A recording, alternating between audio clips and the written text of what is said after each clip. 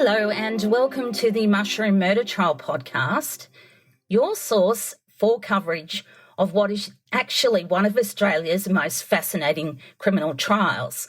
My name is Lisa. I'm a podcaster and a journalist, and I've followed this story since 2023. Now, before we start, as I always ask with my begging, could you please make sure you subscribe to our newsletter, mushroommurdertrial.com. It's full of updates and information about the trial. You'll receive the first episode of the newsletter when you sign up, and I'm also going to be putting one out this weekend. Now, the purpose of today's episode is to give you an update on the proceedings, and they were so fascinating. We're in Victoria, Australia, and Miss Erin Patterson, age 50, from Leongatha, is pleading not guilty to 3 charges of murder and 1 of attempted murder. Today, in the Supreme Court of Victoria, we heard from her estranged husband, civil engineer Simon Patterson.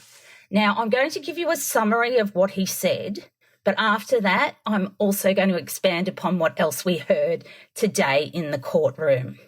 So, in a sitting at La Trobe Magistrates Court in Morwell, Victoria, the court heard Ms. Patterson had a close relationship with Simon's parents, particularly his father, Don, whom she shared a love of lifelong learning and science. But over the years, Erin and Simon had a tumultuous relationship, experiencing many separations and reconciliations. Mr. Patterson told the court it was always her leaving me. Mr. Patterson believes disagreements over child support and property eventually led to a big rift between himself and Miss Patterson.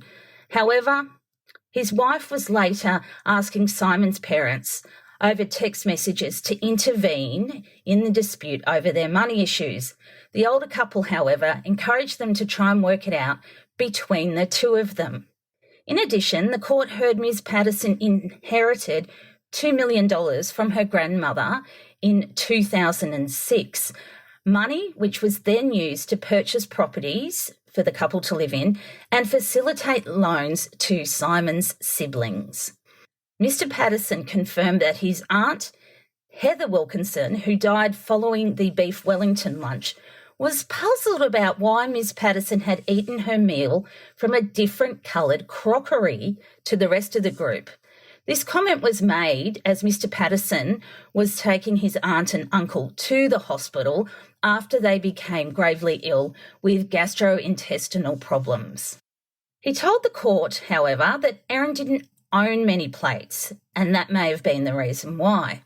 Mr. Patterson also spoke of a conversation at Monash Hospital, which was the first time he had heard of Erin using a food dehydrator. So that, in summary, is what we've learnt today. And now I'm going to take you through what happened on that terrible day when Simon's parents, his aunt and uncle, started feeling extremely unwell. The court had a glimpse into the deteriorating relationship between the couple via some text messages. They were from the evening of July 28, the night before the deadly lunch.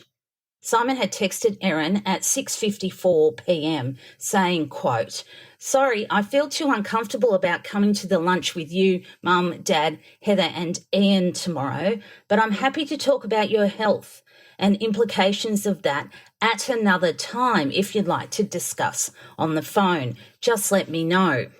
Miss Patterson then replied at 6:59 p.m, "That's really disappointing. I've spent many hours this week preparing lunch for tomorrow, which has been exhausting in light of the issues I'm facing, and I spent a small fortune on beef eye fillet to make beef Wellingtons because I wanted it to be a special meal, as I may not be able to host a lunch like this again for some time. It's important to me that you're all there tomorrow and that I have the conversations that I need to have. I hope you'll change your mind. Your parents and Heather and Ian are coming at 12:30. I hope to see you there." And as fate would have it, Simon did not appear at Erin's Gibson Street lunch, and the remainder of the invitees heard Erin talk about having ovarian cancer while they ate Beef Wellington. The next day, Don Patterson called Simon at 8:45 a.m. and said he and his wife, Gail, were sick, and it had been continuing through the night. They'd called an ambulance to take them to hospital. Don added that the other guests, Ian and Heather, were experiencing similar symptoms. Simon tried to call them, but there was no answer, so he drove to their house. Ian answered the door. Mr. Patterson said his uncle looked sick. He was grey and stooped. Quote, he was struggling. Mr. Patterson told him to go to the hospital and he offered to call an ambulance. Heather was in the lounge room and she looked, quote, pretty crook, which for those of you who aren't from Australia means really sick. There was a container for throwing up sitting next to her.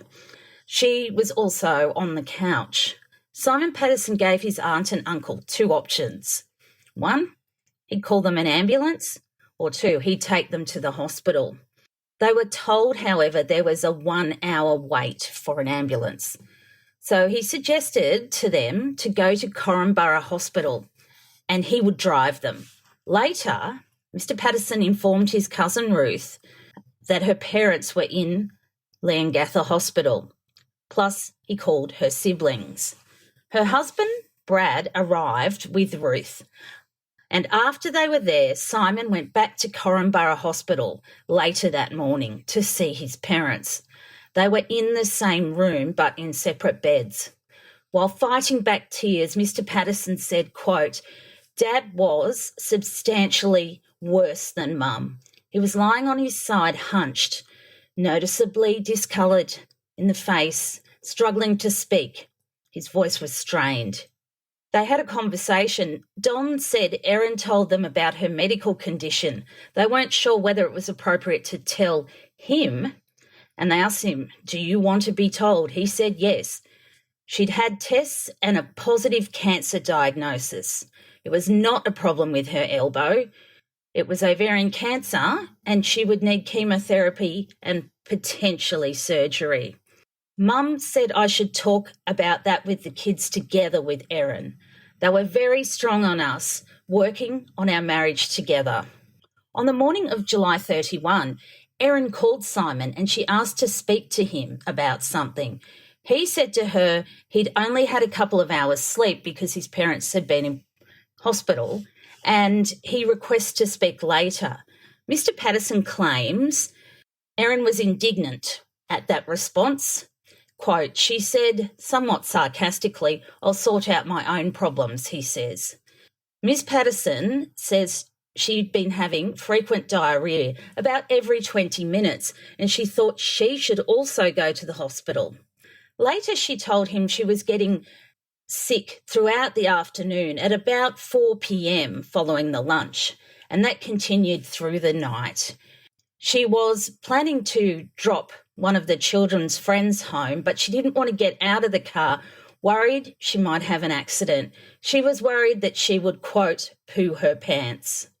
Later, the Wilkinsons were transferred from Leongatha to Dandenong Hospital. Simon eventually got home at 2:30 a.m. from Corumburra. During that conversation, Erin told Simon she'd been to Leongatha Hospital and had told the medical staff she'd fed the children leftovers from their lunch meal. He recalls Erin saying she wanted to pick the children up from school so they could be tested. Simon tells Erin he's happy to pick up the children, jurors were told. Quote, she was really keen for the children to be taken to the same hospital she was at, Simon says. Mr. Patterson says he thinks his wife may have, quote, had a bit of a Barney. Barney is a word for fight in Australia, with hospital staff about which facility the children would be admitted to for observation, as she wanted them in the same hospital as her.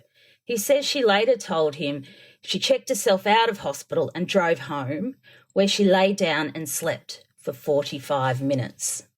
The children and Erin were admitted to Monash Medical Centre for observation.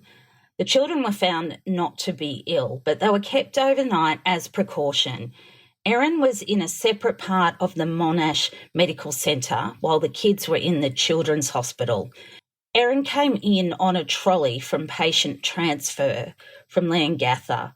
She was also kept overnight for observation. According to Mr. Patterson, there were no signs to him of Erin vomiting. She went to the toilet once while he was at her room, but there was not the frequent toileting she'd expressed she'd been experiencing. On Tuesday, the 1st of August, their daughter mentioned mushrooms and said she didn't like eating mushrooms. Ms. Patterson said that she'd actually done a taste test of muffins with dehydrated mushrooms, with different amounts of the dehydrated mushrooms as a taste test in muffins. She'd done a taste test for the daughter, and she preferred the muffins with the greatest amount of mushrooms. Mr. Patterson said it felt like news to me that she dehydrated food. So until next time, I'm Lisa, and this is the Mushroom Murder Trial podcast from the Supreme Court of Victoria. I have so much material to share with you, so you will be getting upcoming episodes and over the weekend as well. It's impossible to put everything in one podcast.